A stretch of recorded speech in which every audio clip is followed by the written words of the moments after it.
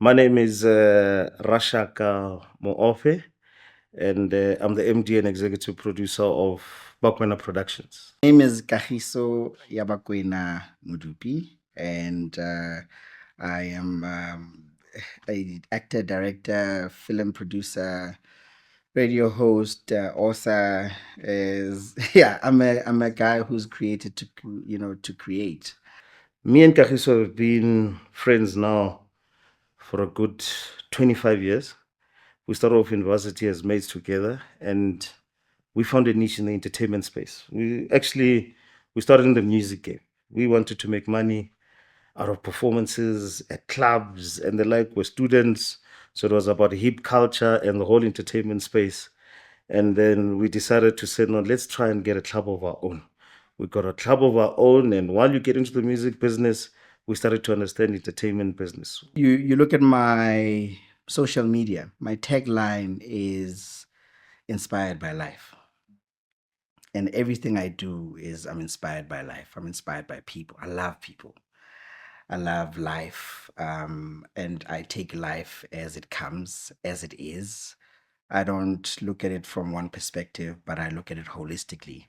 And that's the one thing that really makes me become one of the greatest storytellers. We said, no, let's look for a pocket that works for us, a passion more than anything. And then we got into the stream of saying, let's try and make a movie.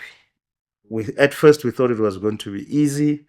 We started playing around a little bit, trying to do some street hustles, get some interviews going. The street vibe was going, interview artists and the like that. We said, no, hang on, let's actually put a feature together.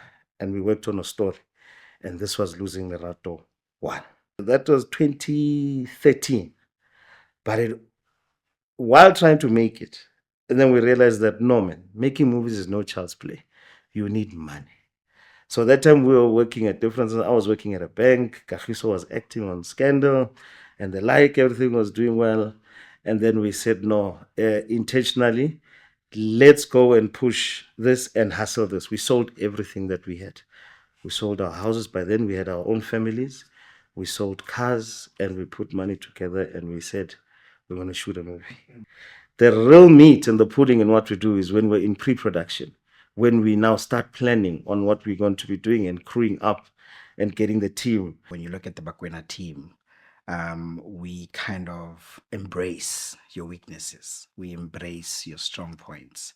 And so once you've got people like that in one room who will stand for each other no matter what, then you've got a strong team that will go over any hurdle. That's where the real work works. We wake up in the morning, we would go to your Melvilles. If somebody is in the Transkei, Eastern Cape, we would fly out to Eastern Cape.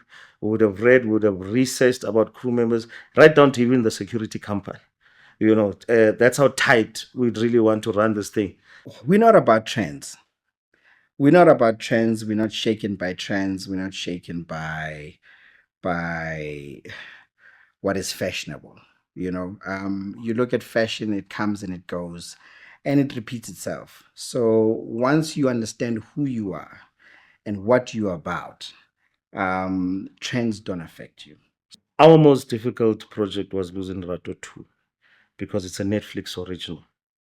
And in terms of that, we had to now understand how the global market works.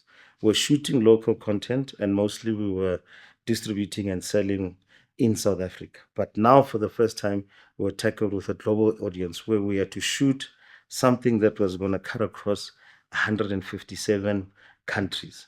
And in that, it literally meant close to 57 different languages. So we had to understand different cultures. We had to be in development for quite some time.